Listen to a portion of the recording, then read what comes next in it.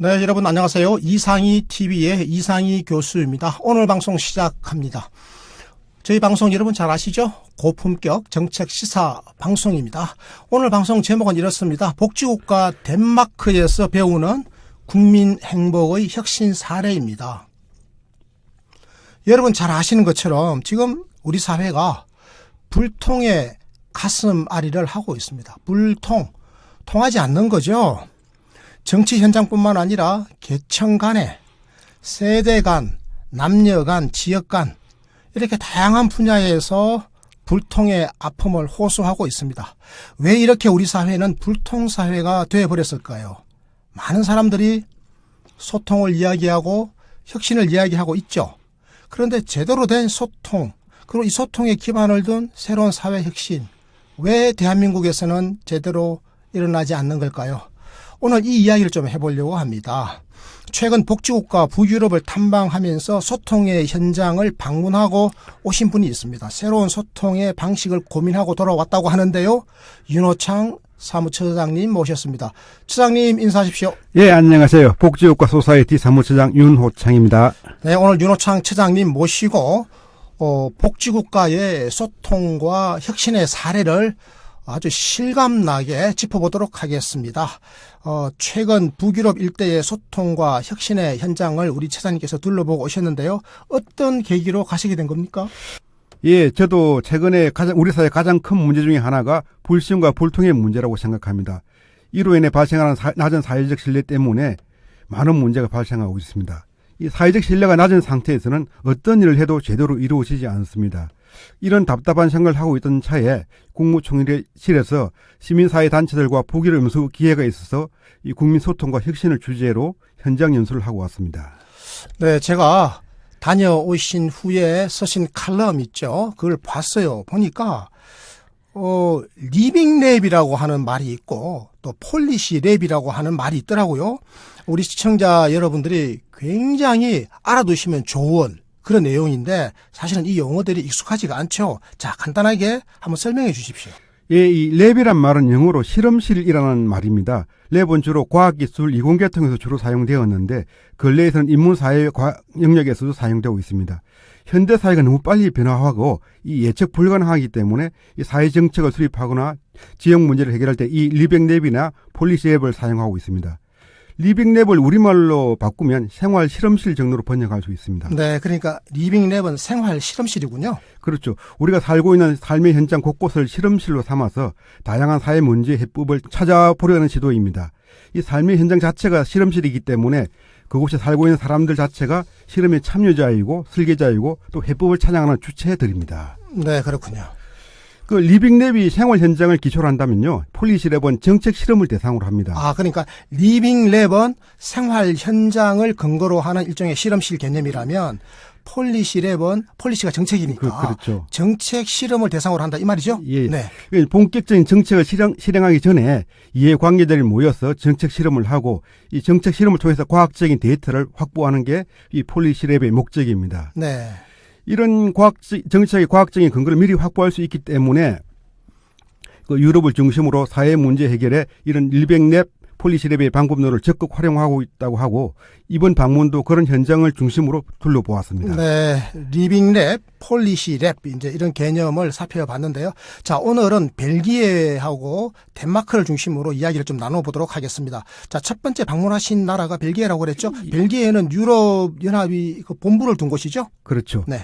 그 유럽 연합이 이제 28개국으로 구성된 국가연합체입니다. 네. 이 국가연합이라는 게 인류가 전에 없던 실험을 하는 곳이잖아요. 네. 그만큼 정책이 다단할 수밖에 없기 때문에 그 유럽 정책연합의 공동연구센터 JRC라고 하는데요. 이쪽에서는 이 폴리시랩을 통해서 또 다양한 이해관계자의 참여를 통해서 정책 설계를 하고 있습니다. 네, JRC 그러니까 유럽연합 28개 나라로 구성되어 있는데 벨기에에 본부가 있습니다. 이 벨기에에 그러니까 유럽연합의 공동연구센터라고 하는 게 있습니다. JRC. 예. 이게 일종의 이제 폴리시 랩입니다. 예, 예. 이 공동연구센터에서 여러 이해관계자들의 참여를 통해서 정책을 설계한다. 제가 이렇게 이해하면 되겠습니까? 예, 그렇습니다. 네.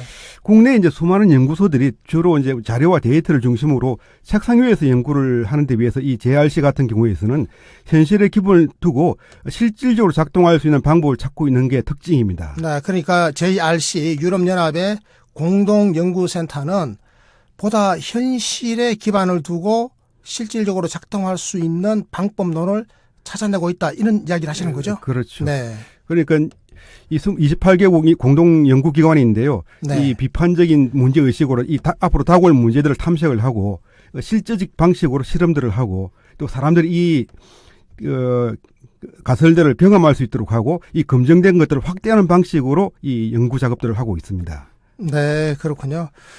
그러니까 비판적 사고를 가지고 있는 거죠. 예. 그리고 여러 문제들, 앞으로 다가올 문제들도 충분하게 탐색을 하고, 그리고 실제적인 방식으로 실험을 진행하고 있더라. 좀 이런 말씀을 해 주셨습니다. 예. 결과적으로 지금 이렇게 실험하는 것은 미래에 대한 예측을 하려고 하는 거죠. 그렇죠. 미래가 어떻게 다가올지 모르기 때문에 네. 지금 이 4차 산업혁명 시대잖아요. 네. 미래가 너무 다단하기 때문에 이 미래에 대한 이 통찰력을 가지고 그리고 인간이 그 행동에서 어떻게 행동할지 그런 행동에 대한 문제, 그다음에 이 가시적인 정책 디자인에 중점을 두고 있었습니다. 네. 유럽연합 28개 나라로 구성되어 있는데 벨기에에 유럽연합의 본부가 있는데 그 벨기에의 JRC라고 하는 공동연구센터가 폴리시 랩으로서 작동을 하고 있다는 말씀을 지금까지 해주셨고요. 자, 그렇다면 그 유럽연합은 우리가 충분하게 벤치마킹 해볼 가치가 있는 곳이다 이런 생각이 들어요. 우리 동아시아는 굉장히 갈등이 많은 곳 아니겠습니까? 근데 28개 나라가 이렇게 서로 힘을 모아서 연합을 구성하면서 폴리시 랩을 통해서 미래를 예측하고 설계하더라. 이런 굉장히 아름다운 모습, 좋은 모습을 봤는데 자, 우리도 이제 여기서 좀 벤치마킹을 할 뭔가가 있는지 찾아봐야 되겠는데요. 자, 구체적으로 덴마크로 한번 가봅시다. 덴마크 첫 방문지가 어디입니까? 그 덴마크의 첫 번째 방문한 곳이 이 환경행정 솔루션 팀이라는 그 정부 기관이었는데요. 네, 그게 어디 있습니까? 그게 코펜하겐에 있습니다. 네, 코펜하겐, 덴마크의 수도 아니겠습니까? 그렇죠. 예. 네, 덴마크 수도 코펜하겐에 환경행정 솔루션 팀이라고 하는 곳이 있었군요. 예, 여기서 주로 하는 일이 이제 덴마크의 환경 문제를 주로 리빙랩의 방식을 통해서 풀어가는 곳이었습니다.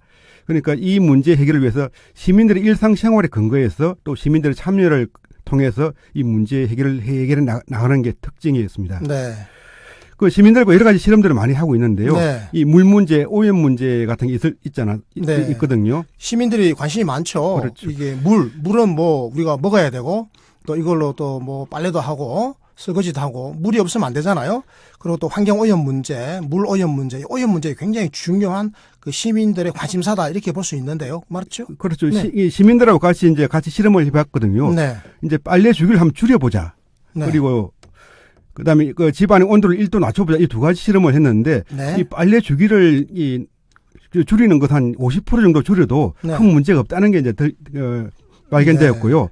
그런데 집안의 온도를 1도 낮추는 것은 너무 어렵다는 게 이제 이 생활 실험을 통해서 증명이 됐습니다. 아, 그렇군요. 그러니까 빨래 주기를 줄이는 것, 이거하고 집안의 온도를 1도 낮추는 것, 둘 중에 어느 게 더 어렵냐라고 하니까 집안의 온도 1도 낮추는 게 훨씬 더 어렵더라 이런 그 결과가 나왔다 이 말이죠. 그렇죠. 아, 재미난 결과네요. 이런 1도처럼 이제 개인들한테 직접적인 고통을 요구하는 네. 것은 이 정책으로 참 실현하기 힘들구나. 네. 이런 게 이제 리빙랩의 이제 결과물이고 이걸 바탕으로 해서 이 환경 정책을 수립해 나가는 거지요. 아, 그렇군요. 그러니까 이 코펜하겐, 덴마크 수도 코펜하겐은 저 북쪽에 위치해 있으니까 춥잖아요. 근데 온도를 1도 더 낮추라. 이 사람들 원래 약간 좀 낮은 온도에서 생활하는데 더 낮추라 그러면 굉장히 고통으로 수반하는 거잖아요. 아, 그렇군요. 그러니까 이 정책이 이 생활 속에서 먹혀 들어가겠다, 안 들어가겠다라고 하는 것을 리빙랩을 통해서 충분히 알아볼 수 있다. 이런 이야기를 하신 것 같습니다. 그렇죠. 자, 그러면 이 리빙랩을 만들어가는 과정을 한번 설명해 주시죠. 어떻습니까? 이제 시민들하고 같이 이제 이 리빙랩 정책 실험들을 하는데요. 네. 첫 번째 같은 경우는 이 실험들을 했을 때 어떤 윤리적인 문제가 발생할 수 있을까 이걸 제일 먼저 검토를 한다고 그렇죠. 그럽니다. 예. 윤리적인 문제, 윤리의 문제가 제일 중요하죠. 예, 그렇죠. 네. 최초에 이제 그런 윤리적인 문제를 검토를 하고, 그 다음에 실험의 개념적인 틀을 잡고, 네. 그 다음에 다양한 실험 유형에 대해서 검토를 합니다. 준비 과정이죠. 이게 전부 다. 일종의 준비 과정이죠. 네. 그 다음에 이제 실행할 수 있는 그 리빙랩을 설계를 하고, 그 집행 단계에서는 이게 생활 현장에서 작동을 해야 되기 때문에 네. 이 통합적인 방식을 통해 가지고 네. 실질적으로 그 진행을 한다고 합니다. 네, 그러니까 리빙랩에 대해서 윤리적 검토 등등의 준비 과정을 쭉 거쳐서 실제로 작동 가능한 리빙랩을 설계하고 그다음에 이제 집행하는 거죠. 자, 이렇게 해서 리빙랩이 작동한다. 이렇게 제가 이제 이해를 하면 될 것 같습니다. 자, 그런데 우리나라 행정하는 거 보면 이런 리빙랩과 좀 거리가 있다라는 생각이 드는데요. 대부분 이제 책상에 앉아가지고 이 뭐 기획서를 쓰고 또 집행해버리지 않습니까? 그렇죠. 이거 우리가 이제 유식한 말로 탁상 행정이다. 이런 이야기를 하는데. 그렇죠. 그렇죠. 자, 그런데 이 현장의 요구와 시민의 기대를 충분히 수용하지 않은 상태에서 책상 위에서 정책 설계자가 모든 것을 결정해버린다. 이런 건데, 그렇게 본다면 이 덴마크의 리빙랩 우리에게 많은 시사점을 주는 것 같습니다. 그러니까 정책 설계 담당자들이 현장에 나가서 시민들의 요구를 듣는 일, 이게 굉장히 중요할 텐데요. 자, 그 다음으로 인상이 깊었던 거 어떤 게 있었습니까? 그 덴마크의 몇 곳을 방문했는데요. 아, 네. 가는 곳마다 2025년까지 탄소 중립화를 하겠다는 얘기를 참 많이 들었습니다. 2025년 탄소 중립. 아, 탄소 중립이군요. 그런데 국내에서는 탄소 중립이 아니고 그 탄소 제로는 말을 많이 쓰거든요. 저도 이 말 많이 들어봤습니다. 탄소 제로라는 말을 많이 들어봤어요. 그런데 국내에서는 탄소 제로를 많이 쓰는데 네, 유럽에서 탄소 제로가 카본 제로잖아요. 카본 그렇죠. 제로. 네. 아예 배출 자체를 하지 않겠다는 건데 네네. 유럽에서는 덴마크에서는 이 탄소 중립을 얘기를 하는데요. 탄소 중립이란 말은 배출하는 거는 어쩔 수가 없다. 네. 그 대신 이 나무를 통해서 탄소 발생하는 양을 나무를 통해서 제로를 만들겠다, 중립화 시키겠다. 네. 플러스 마이너스 제로를 만들겠다고 하는 게 이 탄소 중립이라는 말이거든요. 네. 그런데 이걸 보면서 저도 이제 많이 느꼈는데요. 우리나라는 실현 가능하지도 않는 이 이상적인 탄소 제로를 얘기하면서 네. 또 실질적으로 탄소 제로 운동을 하진 않거든요. 하지도 않고 말로만 말로만 탄소 제로. 네. 그런데 2025년이면 앞으로 5년 남았지 않습니까? 네, 5년밖에 안 남았네요. 5년 만에 시민들이 노력을 해서 네. 이 탄소 배출하는 만큼 나무도 심고 해서 실질적으로 탄소 중립을 만들겠다는 게 이 덴마크의 환경행정의 목적이더라고요. 네, 동물이 살아간단 말이죠. 인간이 살아간단 말이죠. 그럼 탄소는 배출하게 돼 있어요. 그럼 이 식물을 심어가지고 이 탄소를 흡수해버리면 탄소 중립이 되는 건 아니겠습니까? 그렇죠. 그런데 우리는 탄소 중립이 아니라 탄소 제로라고 그랬다고요? 아예 배출 안 하겠다. 인간이 살아가면서 배출 안 할 수는 없잖아요. 그리고 탄소 제로란 말은 굉장히 그 선정적인, 실현 불가능한 그런 탁상행정적인 어떤 슬로건이다. 이렇게 지금 간주하시는 겁니다. 그렇죠. 네, 국내에서는 별로 인식을 못했는데 네. 그 덴마크의 사례를 보니까 자, 우리가 좀 그렇구나 하는 생각이 들더라고요. 그런데요. 자, 덴마크 2025년까지 탄소 중립화 이걸 슬로건으로 내세우고 지금 착실하게 실천하고 있다 이런 말씀해 주셨고요. 자, 그렇다면 코펜하겐 시에서 지금 하고 있는 탄소 중립화 노력 어떤 게 있는지 사례를 한번 들어주시죠.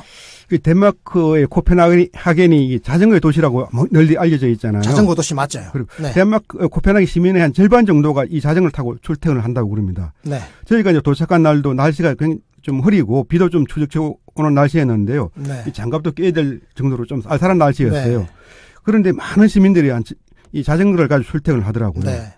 뭐 이게 지형 조건도 평탄하고 또 대중교통 요금도 상당히 좀 비싼 편이거든요. 이런 것도 있었지만 자전거 좋은 그 도시 인프라를 구축해 두었기 때문에 이런 자전거 도시가 되지 않나 싶었습니다. 네. 이게 자전거를 정말 많이 타더라고요. 예, 네. 이게 탄소 중립 2025 이 목표 하에서 진행이 되고 있는 프로젝트로 합니다. 자, 탄소 중립 2025년까지 탄소 중립화 하겠다고 하는 프로젝트에서 탄소를 적게 배출하기 위해서 덴마크 시민들은 대부분 다 자전거를 타고 출퇴근하더라 이 말씀만 해주셨고요. 자, 또 뭐가 있습니까? 그리고 저희가 방문한 곳이 이제 물과 에너지를 통합적으로 관리하는 이 호프라는 그 기관이 있었습니다. 호프. 예, 예. 네. 이쪽은 이제 물과 에너지를 통합 관리하는 곳인데요. 그 내세우는 슬로건이 뭐냐면 이 코펜하겐의 생활 실험실이라고 불립니다. 네. 그리고 그렇군요. 코펜하겐의 생활 실험실인데 앞에 그레이터가 붙었습니다. 위대한 코펜하겐의 생활 실험실 이렇게 되어 있군요. 예, 예. 그 과거에는 이제 물과 에너지를 관리를 이제 분산적으로 운영을 했는데요. 네. 이 목표를 실현하기 위해서 이 기관들을 통합 운영하고 있다고 합니다. 네, 통합 운영하고 있다. 보통 이 기관들을 쪼개기는 쉬워도 통합하기는 굉장히 어렵지 않습니까? 통합하는 거 굉장히 어렵습니다. 제가 예. 압니다, 이거는. 예. 네, 굉장히 그런데 이 급수, 폐수, 난방 이 문제를 이 호프란 조직에서 이 통합적으로 관리하기 때문에 네. 훨씬 더 효율적이고 합리적 운영을 한다고 네, 그럽니다. 급수하는 거, 폐수하는 거, 난방하는 거를 각각 회사를 설립하면 사장님도 셋이 있어야 되고 자리가 많거든요. 예. 이걸 통합하게 되면 자리가 줄어들어요. 그래서 이해관계가 얽혀 있어서 통합을 잘 안 하려고 그러는데 이 나라에서는 과감하게 통합을 했다라고 하는 거고요. 그런데 중요한 것은 이 호프라고 하는 이 위대한 코펜하겐의 생활실험실 물에너지 통합관리체제 이 회사의 지분의 73%를 코펜하겐 시정부가 가지고 있다면서요. 그렇죠. 그냥 그게 정말 대단한 거죠. 예, 예. 그 시에서 이제 지분을 갖고 있기 때문에 좀 정책 방향에는 이걸 맞출 수가 있고요. 네. 또 뭐 민간 같은 경우도 적극적으로 협력적으로 이제 진행을 네. 하고 있더라고요. 공공성이라고 하는 것이 이런 데서 이제 발현되는 겁니다. 이렇게 물을 급수하고 폐수하고 난방하는 이런 메커니즘을 가장 친환경적으로 잘 운영하고 효율적으로 효과적으로 운영하기 위해서 시정부가 이 사업의 지분의 73%를 가지고 있다고 하는 이 공공성의 원리 우리가 많이 좀 배워야 될 것 같고요. 자, 덴마크는 이 공동의 목표를 위해서 결과적으로 지금 통합적인 도시 관리를 하고 있는 것 아니겠습니까? 그렇죠. 방금 말씀해 주신 호프라고 하는 거 이게 대표적인 사례인데요. 우리 사회에서 부족한 것 중에 하나가 사실은 이 통합을 못 하는 거예요. 우린 통합을 해야 되는데 안 하잖아요. 예. 융합을 해야 되는데 따로 논단 말이에요. 협업을 해야 되는데 안 한단 말이죠. 자, 어떻게 보십니까? 그러니까 저희도 이제 방문자들도 이제 호프를 보고 감탄했던 게 이 기관들의 이제 통합 능력, 협업 능력이었거든요. 네. 우리나라 부서들 같은 경우는 굉장히 이제 이 칸막 행정이 심하지 않습니까? 칸막이가 심하죠. 그런데 이 덴마크의 코펜하겐 같은 경우는 이 탄소 중립을 목표로 또 이 비전을 위해서 조직 간에 융합하고 통합하고 하는 게 인상적이었고요. 네. 우리 사회가 이런 협업이나 협동이 발생하자는 이유가 이런 공동의 비전이 좀 약해서 그런 게 아닐까. 그러니까, 그런 생각이 좀 들더라고요. 그러니까 공통의 우리 사회가 이렇게 서로 공감하는 공통의 비전이 부재하거나 부실하니까 결과적으로는 통합이나 융합, 협업이 이루어지지 않는다. 따로 논다. 이런 말씀을 하시는 겁니다. 예. 네, 좋습니다. 자, 덴마크에 다녀오셨는데 또 다른 어떤 그 혁신의 현장들 어떤 게 있는지 한번 소개해 주시죠. 이 코펜하겐 같은 경우는 70년대에는 인구가 감소하는 도시였어요. 네, 인구가 감소하는 도시였습니다. 예, 지금은 네. 인구가 이제 한 달에 1,000명 정도, 1년에 12,000명 정도 이제 증가하는 도시인데 네, 네. 70년대, 80년대까지만 하더라도 이 코펜하겐이 별로 매력 있는 도시는 아니었어요. 네. 그래서 이 도시 재생, 도시 혁신을 하면서 이런 인구 증가를 하게 됐는데요. 네. 인구가 증가하다 보니 이런 쓰레기 처리 문제라든지 주거 문제 이런 문제가 또 발생하고 있더라고요. 네, 네. 일종의 좀 아이러니죠. 네. 그런데 이런 문제, 사회 문제들을 굉장히 혁신적으로 해결을 하고 있습니다. 네. 그 이제 코펜하겐 시 옆에 이제 열병합 발전소가 있거든요. 열병합 발전소. 예. 네. 일종의 이제 쓰레기 소각. 쓰레기를 소각하면서 에너지를 만들고 그걸로 또 따뜻한 물도 만들고 전기도 만들고 열병합 발전소죠. 예. 네. 오래된 좀 노화된 열병합 발전소가 있었는데요. 네, 네. 이걸 코펜하겐시에서 어떻게 만들까 고민을 했거든요. 네네. 그래서 이 건축 공모를 공개적으로 했는데 네. 그 인겔스 그룹이라는 곳이 이제 설계안이 당첨이 됐습니다. 네. 이게 화면에 보시는 것처럼 그 건물인데요. 건물이 굉장히 예술적으로 보입니다. 그렇습니까? 예, 건물이 굉장히 예술적으로 저 보이고. 불이 막 켜져 있는 저 건물입니까? 그렇죠. 네. 그 위에 옥상에는 스키장을 만들고요. 옆면에는 암벽장을 만들었어요. 그렇습니까? 그래서 도심 시청에서 3km밖에 안 떨어져 있는데 우리나라의 쓰레기 소각장 이런 굉장히 혐오 시설이잖아요. 잠깐만 정리해 볼게요. 자, 그러니까 코펜하겐 시에 열병합 발전소가 낡은 게 있었습니다. 예. 이거를 재건축했어요. 그런데 이 위치가 도심에서 3km만 떨어져 있는 곳이니까 바로 도심에 있는 겁니다. 3km 떨어져 있는 곳에 쓰레기를 태우는 열병합 발전소가 있으면 이게 혐오 시설이라고 님비 현상이 나타나가지고 난리 날 텐데 우리로 치면. 그런데 이게 코펜하겐 시민들에게는 굉장한 귀중한 하나의 자산이 되어버렸네요. 그렇죠. 그러니까 옥상 꼭대기 옥상에는 스키장이 만들어져 있고 벽면에는 암벽을 설치해가지고 이게 일종의 인공산이네요. 그렇죠. 인공산. 그래서 별명이 코펜하겐의 언덕이라고 불립니다. 코펜하겐의 언덕이 됐군요. 열병합 발전소가. 그렇죠. 코펜하겐은 이제 해안가이기 때문에 그 산이 하나도 없거든요. 산이 없더라고요. 제가 봤어요. 예. 네. 평지죠, 평지. 그러니까 이제 스키장을 가려고 그러면 저기 스웨덴이나 핀란드로 가야 되는 건데 네네. 그 옥상에다가 이제 스키장을 하나 만들어 놓은 거죠. 연간 수십만 명이 이용을 한다고 그럽니다. 아, 그렇군요. 코펜하겐의 언덕. 네. 아, 정말 대단합니다. 그러니까 이 쓰레기를 태우는 시설입니다, 여러분. 쓰레기를 처리하기 위해서 쓰레기를 태우는 열병합 발전소가 코펜하겐의 언덕으로 이렇게 코펜하겐 시민의 사랑을 받고 있다. 그것도 도심에서 3km밖에 떨어지지 않은 곳에 위치해 있다. 야, 이거 정말 대단한 혁신입니다. 그러니까 이 선정하고 만드는 과정부터 모든 걸 시민들에게 공개를 하고 네. 이 환경상에 또 건강상에 아무런 문제가 없다는 걸 시민들하고 이제 공감을 했기 때문에 가능했던 거죠. 공감과 혁신의 사례군요. 그렇죠. 자, 그런데 이게 우리 이번에 윤 처장님도 가서 보고 왔잖아요. 예. 그러니까 많은 관광객들이 거기 또 가겠어요. 그렇죠. 시민들한테는 일종의 이제 편의시설이 되어 있고, 네. 그 외국인들한테는 관광시설이 되어 있는 거죠. 돈도 버네요. 그러니까 쓰레기 태우고 돈 벌고. 야, 이거 정말 대단한 혁신입니다. 자, 또 다른 거, 뭐 청년 주거 문제. 이것도 어떻게 혁신적으로 해결하고 있다고 그러대요. 코펜이 큰 도시가 아니거든요. 네. 큰 도시가 아니기 때문에 이게 계속 유입 인구들이 굉장히 많습니다. 네. 그러다 보니까 청년들 같은 경우가 코펜하겐 있는 대학으로 많이 이제 유학을 오는데요. 네. 임대료가 엄청나게 비쌉니다. 근데 외국인들도 요새 코펜하겐으로 많이 가고요. 예. 대한민국의 젊은이들도 코펜하겐에 있는 대학으로 유학을 많이 간답니다. 그래서 유학생들이 많이 몰려드는 게 사실이에요. 예. 그러니까 이 원룸 하나 구하려고 하면요. 네. 우리나라 돈으로 한 150에서 200만 원 정도 든다고 그러는데요. 아, 네, 비싸네요. 그리고 코펜하겐 시내에는 6층 이상 건물이 없어요.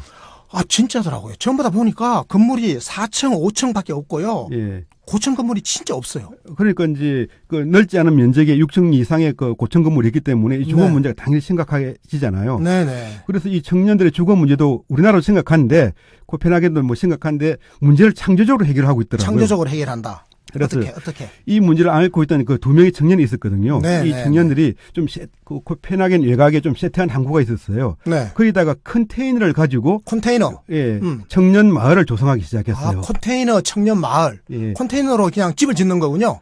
그렇죠. 저 네네. 화면에 보이는 게 이제 컨테이너 청년 마을인데요. 아, 그렇네. 진짜 컨테이너네요. 예. 그리고 벽면을 이제 단열을 처리하고 네네. 내부 디자인 같은 경우는 쉽게 이제 디자인할 수 있도록 이 자석을 활용을 했더라고요. 네네. 이 이제 만드는 여러 가지 과정들을 네. 청년들하고 같이 공감하면서 당사자의 참여하에 네, 협업을 했다 이런 말씀이군요. 그렇죠. 자, 그런데 보니까 이게 6층 이상으로 건물을 못 짓도록 돼 있는 게 이게 법으로 그렇게 돼 있다면서요.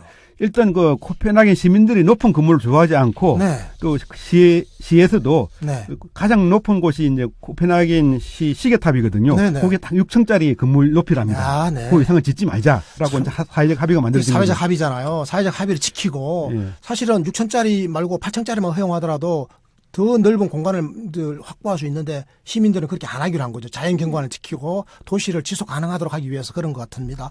아, 이 정말 좋은 것 같아요. 자, 그런데 덴마크 하면 사실은요, 북유럽 복지국가다라고 우리가 알고 있지만 그렇게 알고 있죠. 그런데요, 세계에서 가장 행복한 나라로도 널리 알려져 있습니다. OECD 기준으로 보면 거의 매년 1등을 뭐 도맡아 놓고 하고 있고요.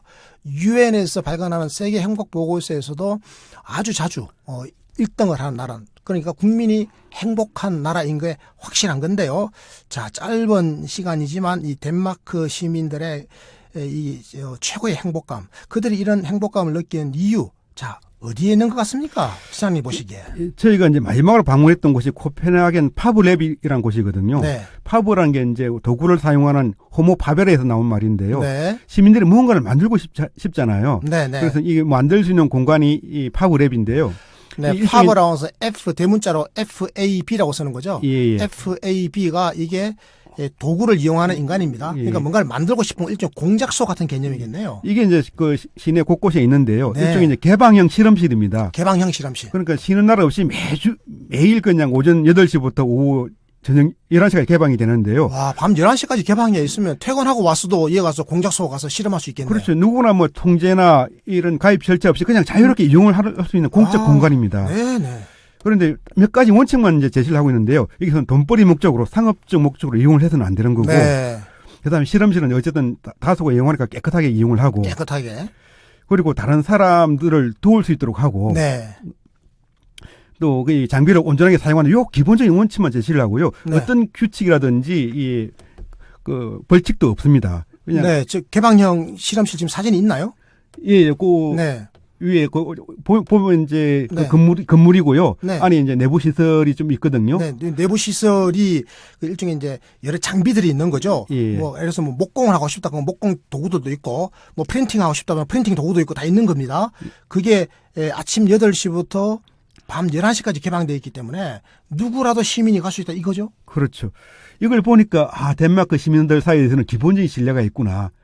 어쨌든 이 공간들을 같이 이용할 수 있고 또 내가 알고 있는 지식들을 이 상대방한테 그 나눠주려고 하는 기본적인 신뢰가 작동하고 있기 때문에 이런 개방형 실험실들이 곳곳에 이제 만들어질 수 있겠구나 하는 생각이 들더라고요. 이게 사실은 굉장히 많은 돈이 들어갔잖아요. 이 개방형 실험실을 설비하고 안에다가 또 장비를 갖다 놓고 하려면 또 고가의 장비들도 있을 텐데 시민들이 이걸 함부로 다루거나 그러면 이제 문제가 생기잖아요. 그런데 그걸 깨끗하게 사용하고 또 다른 시민들과 함께 쓸 수 있도록 늘 배려하고 하는 게 이게 시민들 사이에 신뢰가 있기 때문에 그렇다. 이 신뢰가 결과적으로 시민 전체의 행복을 증진하는 데 기여했다. 이렇게 보시는 겁니다. 그렇죠. 네. 덴마크의 이제 신뢰 지수가 세계에서 가장 높다고 하는데요. 아주 높죠. 예, 그런 시민들 간의 신뢰, 또 행정에 네. 대한 신뢰 이런 게 있기 때문에 그 덴마크가 행복 국가 1위로 많이 네, 이제 좋습니다. 올랐지 않나 싶습니다. 네, 행정 그리고 정부에 대한 신뢰가 또 있다. 정말 덴마크의 행복 비밀을 한마디로 이야기하라고 그러면 바로 트러스트다. 신뢰, 믿음이다. 그것은 바로 시민들 상호 간의 믿음 그리고 정부에 대한 시민의 믿음이다. 이렇게 말씀해 주셨습니다. 네, 존경하는 국민 여러분, 오늘 저희 방송 어떻게 보셨습니까? 북유럽의 행복 국가 덴마크 정말 혁신에 혁신을 거듭하고 있습니다. 소통과 통합과 혁신의 나라다 이렇게 말씀을 드릴 수 있을 것 같은데요. 리빙 랩 그리고 폴리시 랩 이거 어떻게 만들어가고 있는지 저희들이 한번 들여다봤는데요. 이들 혁신의 나라들 북유럽 나라들이 사실은 4차 산업혁명 시대에 우리보다 앞서 나가고 있다고 합니다. 우리가 많은 것을 배워야 할 것 같습니다. 그래서 좀 더 우리의 현실을 보면 답답한 생각이 듭니다. 우리 깨어있는 시민들이 이 변화의 흐름에 적극적으로 앞장서야 되지 않을까 이런 생각을 하게 됩니다. 저희들이요 다음번 방송 때는요 그 덴마크를 작년에 제치고 유엔에서 발표한 세계 행복 보고서에서 1위를 차지한 나라가 있습니다. 바로 핀란드입니다. 최근에 34살 여성 총리가 이번에 탄생한 바로 그 핀란드의 사례를 혁신의 사례를 아주 구체적으로 또 탐방한 자료를 근거로 해서 살펴보도록 하겠습니다. 다음에도 많은 시청을 기대하고요. 자, 지인들에게 구독하기, 청취와 시청 많이 권해 주십시오. 여러분, 그리고요. 우리 이상희 TV 구독자 여러분들은 알람종 있죠? 알람종을 꼭 좀 눌러 주십시오. 그럼 저희들이 방송물을 올리거나 제가 실시간 생방송을 하자마자 바로 알람이 가거든요, 여러분. 알람종 있죠? 이렇게 흔들리는 장면 나오는 거요. 그거 꼭 눌러 주십시오. 저희들은 늘 최선을 다하겠습니다. 고맙습니다. 네, 감사합니다.